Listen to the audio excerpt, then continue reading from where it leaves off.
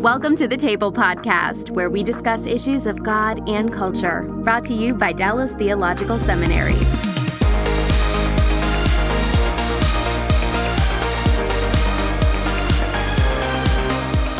Welcome to the Table. We discuss issues of God and culture. My name is Darrell Bock, and I am Executive Director for Cultural Engagement at the Hendricks Center at Dallas Theological Seminary. And I guess our two Australians, and Simon Smart, who is in Sydney. I probably you qualify as the guest who is furthest away from us when we have recorded. I'm guessing because it takes a good 18-hour flight to get to you from Dallas. And then John Dickson, who normally would be in Sydney, at least in a past life, but now is teaching at Wheaton College, and Green Bay Packers fan and Americanized as you can get, right, John? Except for the accent. That's exactly right. I think my accent has got more Australian in the year that I've been here. Yeah, well, I do that too when I say I'm in Texas and I'm in Australia. We can both play that game. Anyway, so it's great to be with you guys. Our topic is Australia. We're going to talk about the church in Australia, the situation that exists. I'm going to begin with you, Simon. You work for the Center for Public Christianity, and just to make it clear that you are in Australia, that's spelled CENTRE. Okay, that'll give some of our American friends pause. But anyway, talk a little bit about why the center existed and why you and John created a center in Australia for the church. Yeah, thanks, Darrell. It's good to see you. Good to see you, John. I'm just going to say I've done that Dallas to Sydney flight a number of times, and it's a long one, especially when you sit up the back. It's a long one. There aren't enough good movies. Anyway, yeah, so it's good fun to be with you. Well, it's 15 years ago that John and we got together with a few others, and it was John's idea, by the way. But I think we both felt very keenly that in Australia there's a huge amount of misunderstanding, really, about what's core to Christianity. So we set out to, we've continued to do that, to try to promote the public understanding of the Christian faith, which we feel like is really lacking in Australia. And I thought, sure, we'll talk about why that might be, but that was the aim. And so we thought we want to direct everything we do to the secular person and try to find ways of having better conversations about what's core to Christianity, what it might have to say to, contemporary life. And we do that in a bunch of different ways, with writing for mainstream media, which we've done a lot of. John will remember when we sort of set out to try to do this, we weren't sure how that would go, but it's gone pretty well, actually. And we've tried to find a way to be in those spaces where often your public Christian voices are absent, or perhaps not quite the tone that you would love to see all the time. So we thought there'd be a role to play there in being a kind of voice that's clear, thoughtful, respectful, and engaging. We've tried to do that in lots of different ways. Documentaries, public events, all that sort of stuff.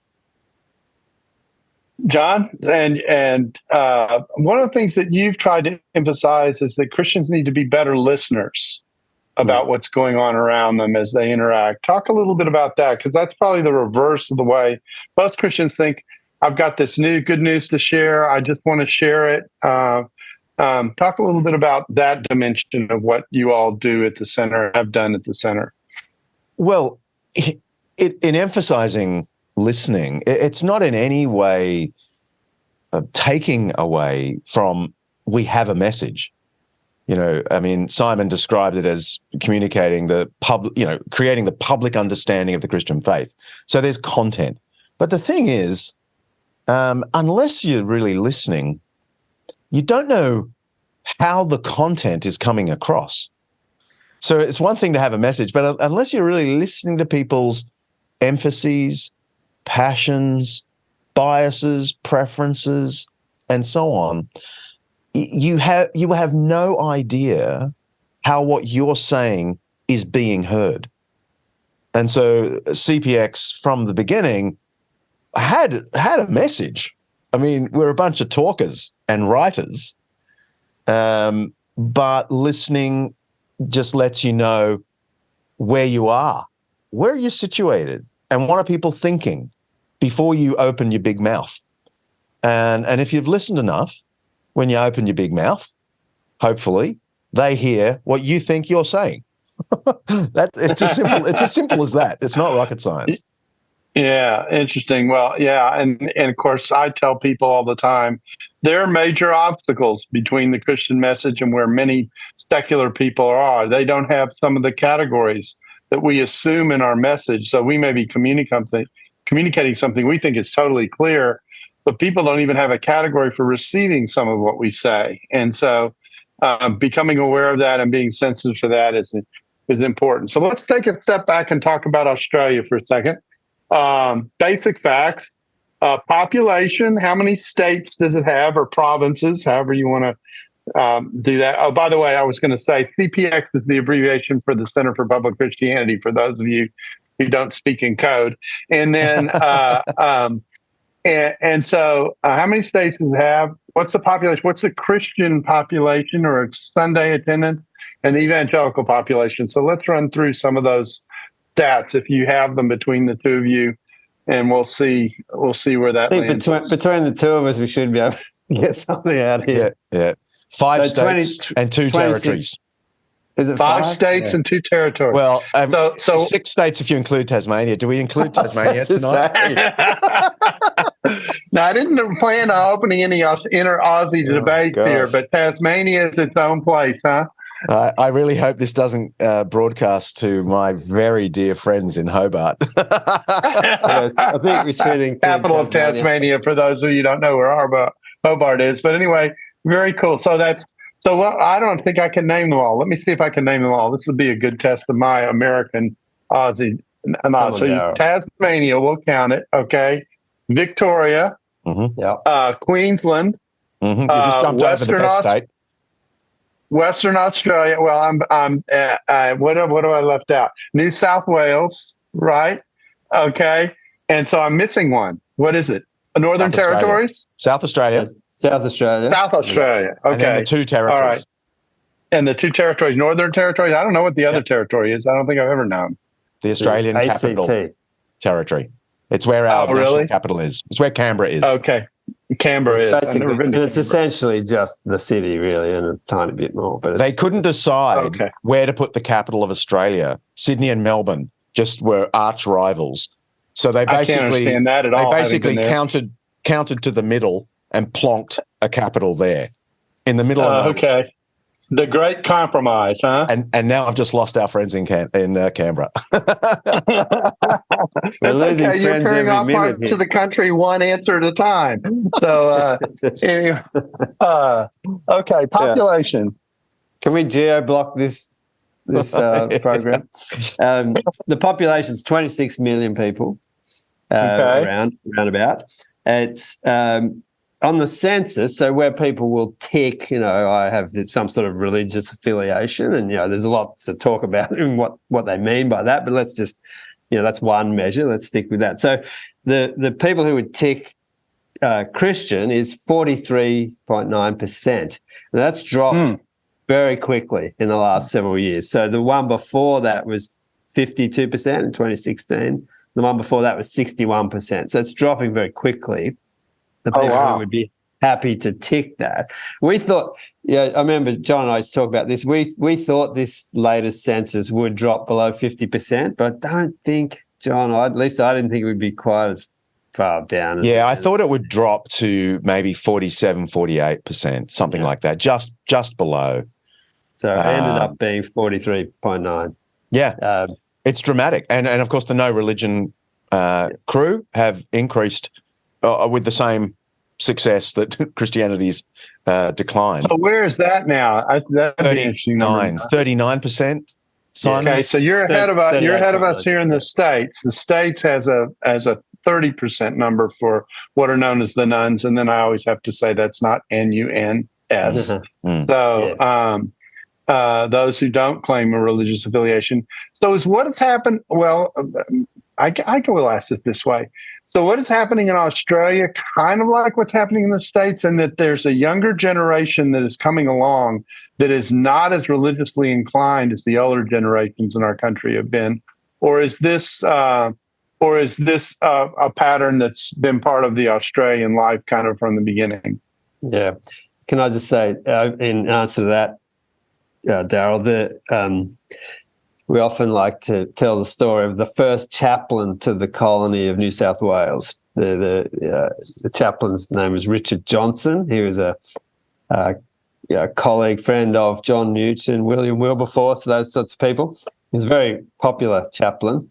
CPX's public lecture every year is named after him. But he, among many other things in the colony, built the first church out of his own funds, and that church was then promptly burnt to the ground by the convicts. So we often say there was an uncomfortable relationship with religion ever since that moment. And it's true, Australians have a weird, I'd love to talk more about this today because they have a weird relationship with religion. It was pretty, like a lot of, like you'd imagine, it was sort of built into the culture in lots of ways, institutionally and culturally for a long time. But it's always been, there's this sort of anti-authoritarian streak in Australians. And so that's kind of been there all the way through. But it has been, in our lifetime, it's really dramatically shifted. So, back when I was a kid, even if you weren't a real churchgoer, let's say you're going to get married, you'd turn up at the church to get married. That would have been just a natural thing to do. It's almost no one would do that now. It's like unless they're a committed kind of Christian person. So this is a kind of, these sorts of indicators are interesting to me because, that was once a thing you would do. But even in the last 50 years, that's changed a lot. So most people now would have a non-religious celebrant, including, and this is sometimes a surprise to me, but including for funerals as well. So, it's been a big shift.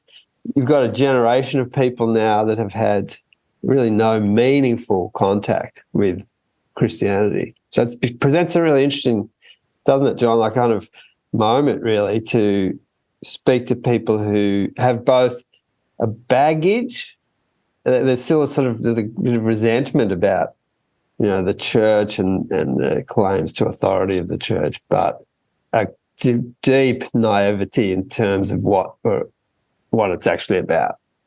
Yeah, there's a famous Australian historian, Patrick O'Farrell, who was the first to describe Australia as the first genuinely post-Christian society. And he named that in an essay he wrote way back in 1975. So in 1975, they were describing Australia as a post-Christian society. So it is something that's been in our tradition for a long while. And the parable of, the parable of the burning down of our first church, as Simon said, is often brought to bear on this. So there is this strain of anti-Christianity that's always been there. But what we've seen in recent decades and the dramatic decline, I think, is partly the younger generation not going to church, not having Sunday school, and not having any religious input. And part of it is the loss of social credibility in saying that you are a Christian. So 30 years ago, there was still some social value in saying you were a Christian or involved in a church.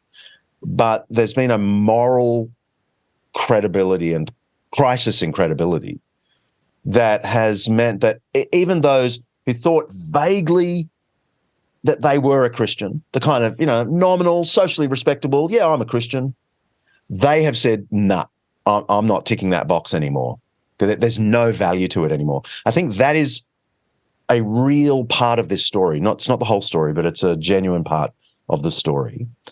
And in a way, it's going to just keep going until the real number of, genuine Christians for whom there is no social value in saying you're a Christian is revealed by the data. And it might be as low as 20% in Australia. So I think we've got a long way to go from 44%. Interesting. So, and this is happening here too. The number of people who are culturally Christian because the environment allowed you to affirm it and it gave you some spiritual connection. that number is dropping here in the States as well. And that has some element of the adjustment in our own numbers, but that's not the only thing that's happening. There is just a general reduction as well, and the risk of losing. Here, we've got the risk, of course, of losing an entire generation of people to the faith as these numbers change. I need to go back and collect one piece of Australian history so that people who don't know Australia's history will appreciate it, and that is Australians' origins aren't the most honorable at their start. Is that a fair way to put it? I won't have that said. We take great pride in the fact that we come from British convicts. From British convicts, that's you right. You can have your Pilgrim Fathers with their prayers and psalm singing. We are rum drinking, swearing, anti-royalty thieves. And we're proud of it. In fact, the word penal is honored in the roots of Australia. Is that correct? It is. And if people trace their ancestry, they'd be glad to. It's actually true. Like, people would be glad to say, "Oh no, our ancestors were convicts. They weren't part of the establishment." It's even worse than that, because anyone who can say they're related to Ned Kelly, who was the most notorious bushranger, like, I don't know what's the equivalent in America? Horse thief, a bandit out in the Wild West. So if you are somehow related to Ned Kelly, it's a thing of pride. It's truly weird. And our genuine national song is not Advance Australia Fair. It's Waltzing Matilda, right? And if anyone goes and listens to that, it's a song about someone escaping the police who jumps into a billabong and dies rather than get caught by the cops. Oh my goodness! What an honorable starting place. Yeah, that's true. So, I always knew Australia was different. I just didn't know how different it was.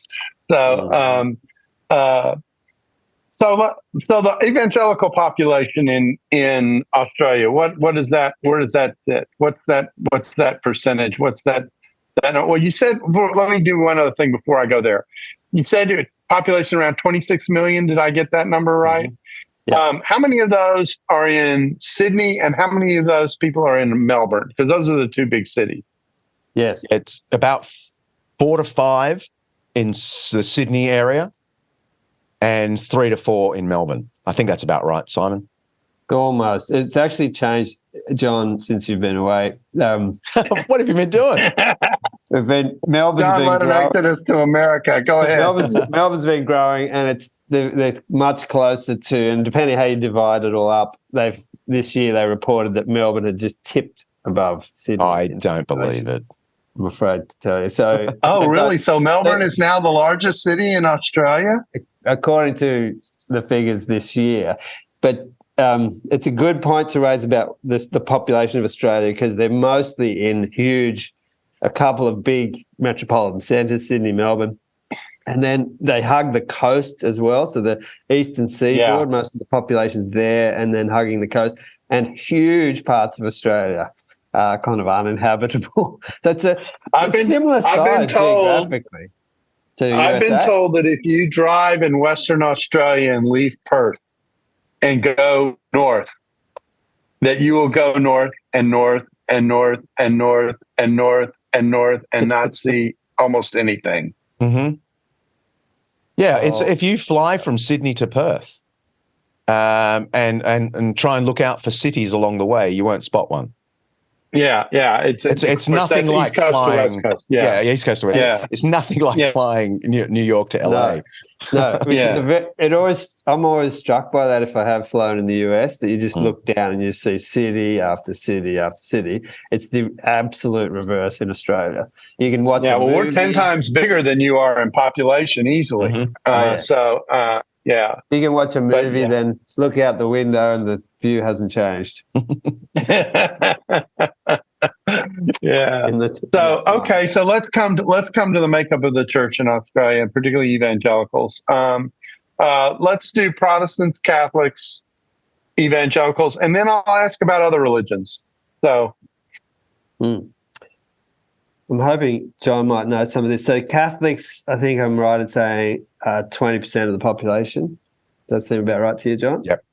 Anglicans are 9.8%, but that wouldn't mean evangelical, and we'll talk about that. And then there's a category of not a mainline denomination, that's the one area that's growing, the sort of affiliated, which has got to about 2.7%, evidently. Do those groups tend to be evangelical? Yes. Yeah. Evangelical. I mean, Pentecostal. Pentecostal. Yeah. Pentecostal. Okay. Mm-hmm. So Pentecostal movement is growing in Australia? Yes. It's taken some hits in recent years. Because that's Hillsong, right? Yeah. Yeah. And our friends out at Hillsong have taken some real hits. But overall, the trend is that Pentecostals are growing. Most main lines are not. Most of them are declining. Most of the main lines are declining. There's a different story with Sydney Anglicans. They are a particular kind of Anglican. They tend to be not mainstream traditional nominal. They tend to be more sort of passionate evangelical, and they're not growing, but they are. They are factually growing, but not quite with the population increase. So they're growing, but not quite at replacement level, you might say. But nonetheless, and they tend to be reformed healthy. In Sydney. Reformed, tend to be reformed, evangelical, Anglican. Yeah. I know that's weird for an American audience. Yeah, but you need to think of J.I. Packer, John Stott, Dick Lucas, Vaughan Roberts to think of a Sydney Anglican. It's more like J.I. Packer than I see. I don't know. I won't name names. I was about to say. So I was waiting. So what percentage of the population would that be? Is that under 10%, 8%, something like that? What's the evangelicals? Well under 10%. I don't have the figure to hand. I would say it's probably something like 3 or 4%. Simon, have you got any data on that? I don't, but I do know that it's still the case that no, I don't. I'm particularly on evangelical, but it would be low. Christian church all over would be about people who go once a month would be about 15% of the population. Go to church once a month, but that includes Catholics, Orthodox, everybody. That's everybody. Yeah. And but on any given Sunday, it's closer to about 8% of people. But that makes you twice as religious as the UK, right? Because the UK is about half that number, isn't it, or less? I'm not sure. I know that the UK just last year announced that they too had dropped to below 50% claiming to be Christians. They dropped to 47% in the UK. I was there just last November when it was announced. And just as happened in Australia, in the UK, the media had a field day. Now Christians are a minority. Now the data proves they're a minority. Why are we giving them so many privileges? That was the kind of story, both in Australia and in the UK. I mean, it's a good question, but my secret thought was, man, we've been a real minority for a long time. The data's just catching up. Yeah, interesting. So obviously this produces challenges for the church to be. One might also suggest there's some benefits in having the people who identify as Christian as really being committed to Christianity and not being just culturally there on the one hand, but on the other hand, being so few. There's no confusion. One of the things I actually find interesting in going to Australia, coming from the U.S., is no one is pretending to have any social, political, cultural power of significance. Everyone knows they are a minority and have to function as a minority in the country. So talk about the challenges that face Christianity. You've talked about the public perception of Christianity in Australia. What is it that you felt like you needed to provide for people? Yeah, there are lots of challenges. In Australia, there's just a huge amount of apathy as well when it comes to thinking about deep human questions. And we're always trying to provoke the imaginations of people to ask these sort of questions. And particularly at CPX, we're trying to sort of look at what are the foundational things that you build your life on, and you know, what does it mean to be a human being? What's the shape of the good life? Where am I going to get meaning and satisfaction and these sorts of things? I don't think Australians have been good at answering those sorts of questions or even addressing them. We're very good at distracting ourselves. There's a sort of superficiality in that way. It might come from, there was a Australian very famous rock band called Midnight Oil, and they had a song called Too Much Sunshine. And I've often wondered about that. You know, Australia has a very kind of hedonistic, and especially in certain parts of the country, approach to life. It's all about the good times and the weekends and being out on your boat or doing whatever it is, you know, fun thing you can do. And there's this sense that people live a very materially prosperous life here.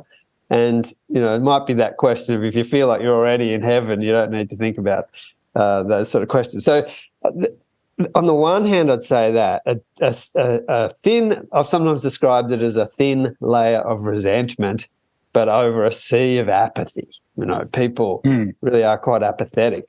But on the other hand, we have huge and interesting and sobering statistics on things like loneliness and disaffection and anxiety and suicide rates and all these sorts of things. And I'm always trying to pay attention to those as they sit alongside other stats, and to say that, you know, human beings are human beings everywhere, and they do need a big story to belong to. They do need answers to longings that they have. And we feel like, yes, on the one hand, you could get depressed about what's happening in terms of a kind of a spiritual conversation in Australia, but on the other hand, there are great opportunities to talk to people about these things and find ways into the conversation. I really, really like what John was saying earlier about becoming good listeners, as not just as people working in the work we do, but as a Christian community, to really loving the community around you, and you have to know them well to do that. They say 2/3 of people in Australia say they don't have a close friend who's a Christian. And that for me is a very telling thing. Like the opportunity is for Christians to be out in their communities living lives of service of the common good in order to provoke that sort of, to do what they should be doing, and also to kind of invite the question of why you live like this or why you're that kind of person.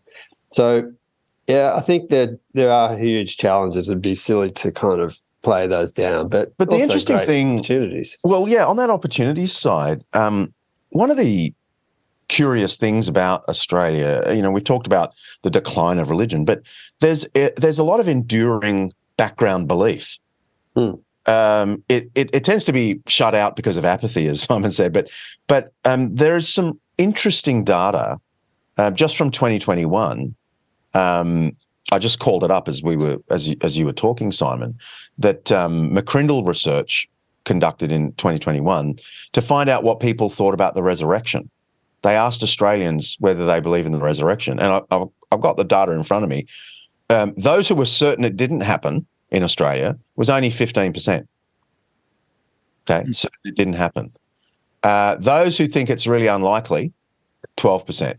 Okay, so let's just add 15 and 12, right? It's 27, or, you know, it's 28 with the little points. So 28%. So under a third are skeptical about the resurrection. Those who said, I don't know, 28%. Okay, but the most extraordinary thing from this survey is those who are certain Jesus rose again from the dead, 23% in Australia. Okay, those who think it's possible Jesus Christ rose from the dead, 20%. So 43% of Australians are open to the resurrection. And then another 28 aren't sure. And then you've got this smaller section that's really skeptical. And the reason I point that out is if it's true that Australia is kind of the future of America, as in the data in America is about 10 years behind in secularization, it's not all depressing. Yeah. There's this sort of memory of an echo of Christianity that's still in our culture. That's one of the relics of being a post-Christian culture. There's stuff sitting there ready to be activated. And it might be the case that, people have a perception of Christians as bullies, say, but sitting right alongside that perception is the memory that Christians, they're the ones like the Salvos, the Salvation Army, who will be feeding the homeless and caring for people and opening hospitals and so on. So there's two Christianities sitting in a post-Christian head. Yeah. And it's the easiest thing to activate one or the other of them. The smallest hint that you're a bully Christian will activate this whole perception of Christians as bullies. But the smallest hint of kindness and compassion and other person-centeredness activates this memory. Oh, yeah, that's what Christians are like on their best day. Yeah. So this brings me to a project that you guys did that is really, I think, a model in some ways for the kind of engagement that you're talking about. When you're a cultural minority, you're trying to establish who you are and talk about who you are. Now, I can't for the life of me ever remember the name of this project. I call it the good, the bad, and the ugly of Christianity. But so what was this project and how was it received? Yeah, go ahead, Simon. Well, first of all, we'll be testing you next time we see you to make sure you do know. I need to remember. You're right. I need to remember. I need to be a good student and remember the title of the thing. So our historical documentary called For the Love of God, How the Church is Better and Worse Than You Ever Imagined, is a very, very large project we took on a few years ago. Long title, too.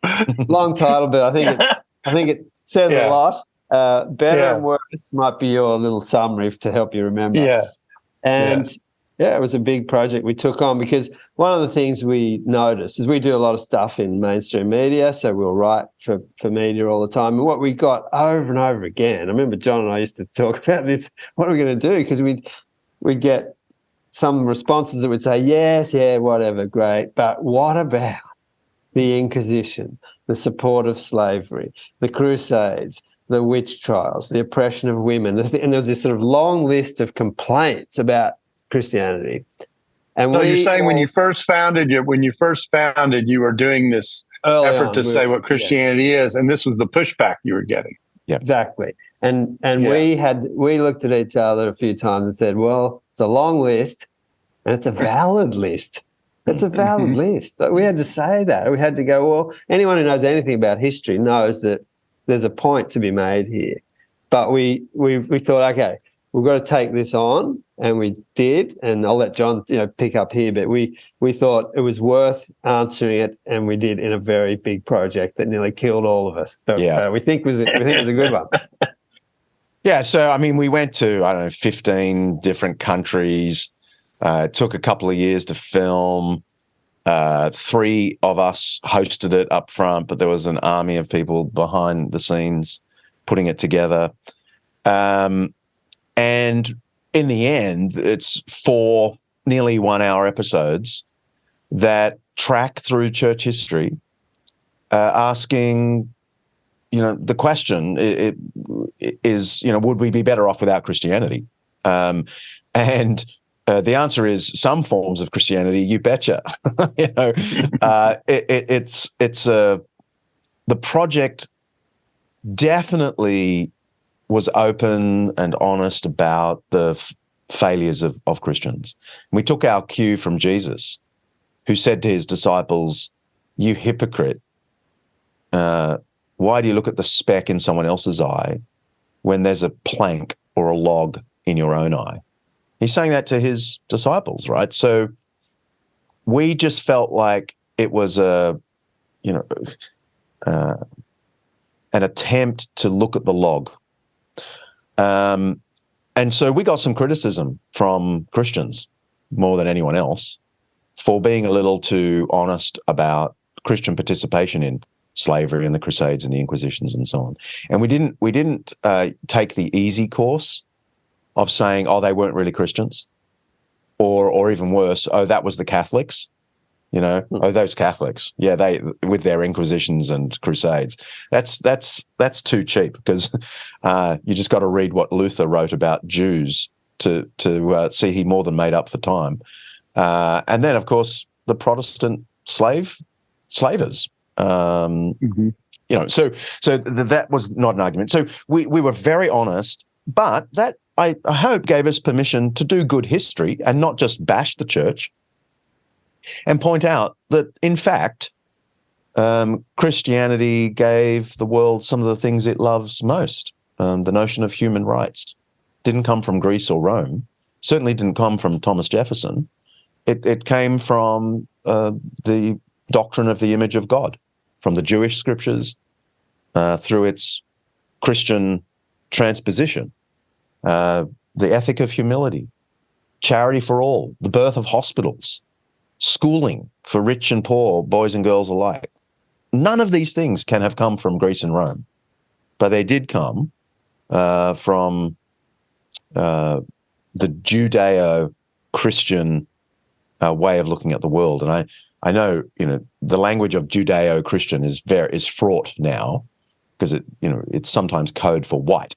That's not what we mean at all. It's the Jewish and Christian influence on the world gave us some beautiful things. And in the end, you juxtapose these two things. Yeah, each other, we do. right? And I'll let Simon sort of tell the punchline, because we had a message in the end. Yeah. So we absolutely right, and we thought we can tell.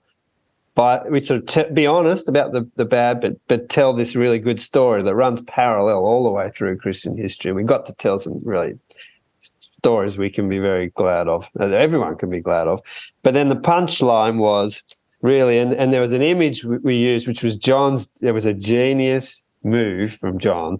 I have to give him that all that credit. But it was my one moment. No, you've had plenty, but this is a good one. I hope I described this well enough to do it justice. But the idea of it was a metaphor, an image of a beautiful tune that Jesus writes for the world. Love your enemies, pray for those who persecute you. And this sort of the way he not only said it, but lived it out, this servant leadership. And so the image was of a glorious composition that Jesus writes, and his followers have in various ways tried to play, and sometimes they've played it so discordantly and terribly it's almost unrecognizable from the tune. Dreadful result. That's true. It's also true that some have, fumbled along and tried to play, and sometimes played it absolutely beautifully, and we've all benefited as a result. But the key was to say, well, let's judge it judge that on its best performance and not its worst, and let's point people back to the person who composed the tune. So it was a real attempt to sort of push people to who Jesus is, and what was he like, and what did he leave for us, and have them kind of ponder that as they weigh up the sort of different aspects of Christianity. And the thing I found interesting about the project is the way it was received, not by the church, but by people outside the church. Talk a little bit about that. Pretty well. Pretty well. It got reviewed. I mean, didn't it end up in theaters across Australia? It played in, 30 theaters. We had 20,000 people buy tickets for that. So and then on television. And then it was on ABC TV. Which is, I guess, Australian broadcasting company, so it's right? like the BBC. But people actually watch that channel. So it was a great privilege, and it got some good write-ups as well. We had some atheist people say this is surprisingly good. Maybe Christianity is not as dumb and mean as we thought, which is a great win. So you were attempting to be honest and crash a stereotype at the same time, right? Yeah, we were. And on that, you probably had some success in terms of saying, this is Christianity's more complicated than you may have thought, that kind of thing. Yeah, absolutely right. And Darrell, it's still, we put it out, was it 4 or 5 years ago now, John? But it's still used a lot, especially in schools in Australia, in independent schools, which is a big part of the school sector. It's about 30% of the school sector, I think it is. It's used a lot there, and people still use it in universities and churches and whatever else, and they can use, and here's my ad for it, because you can get on our website. That's where I was going next. Okay, go for it. You can go get it. You can buy the whole thing, or you can use segments. You can just pick up individual segments. None of them are more than 10 minutes. And so they're kind of useful in a whole lot of different contexts. And at the risk of sounding like we're self-promoting, I just think it has been received as really well. useful. Given I don't work at the Centre for Public Christianity anymore, you can just let me just say it is phenomenal. I mean, yes, you can buy all 4 episodes, but actually these guys have released little segments completely free of charge that you can just go to the website and watch tons and tons of segments. And then they've also produced a curriculum that goes with it, that you can use and guide people through it. So it's definitely. And this isn't just about Australian history. This is global Christianity. It's hardly about Australia at all. Yeah, there's a little bit of Australia. No, it's a little bit of Australia. It's global. Yeah. And we interview over 50 true experts in this thing, and we took the approach of let's go to the top people that we can find, that we can get access to, and we've got some amazing people in this, and it helped to, I think, give what needed, which was real credibility. Who's the best crusade scholar? Who's this sort of stuff. So we really were pleased with how that went, because I think we needed that, the credibility of that. Well, I think it's an interesting example of a testimony of a group that's a cultural minority, speaking up for itself, being honest about what they've been, et cetera, dealing with the perception of Christianity that's out there. I tell people in the States that if you are meeting someone who's never darkened the door of a church, their definition of Christianity is coming from one or two places.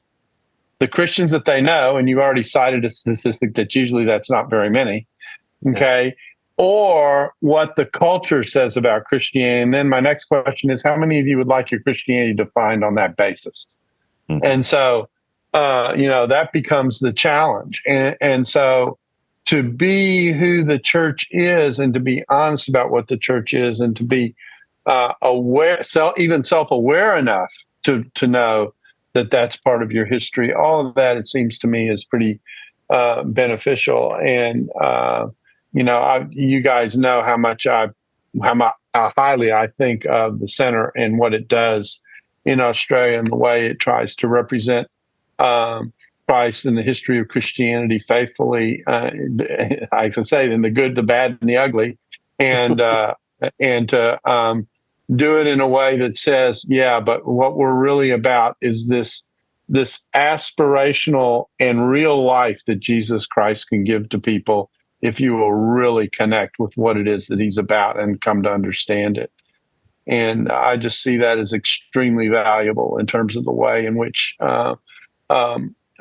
Christian communities need to function in the context in which they're minority. I didn't ask one question about Australia I probably should have asked earlier, but I'm going to cover it now. And that is, when it comes to other religions, what's the makeup of Australia, and how much is that changing more recently with all the diaspora movement that we see in all parts of the world? What's that look like? Yeah. Simon's probably got the figures. I've got a few figures here.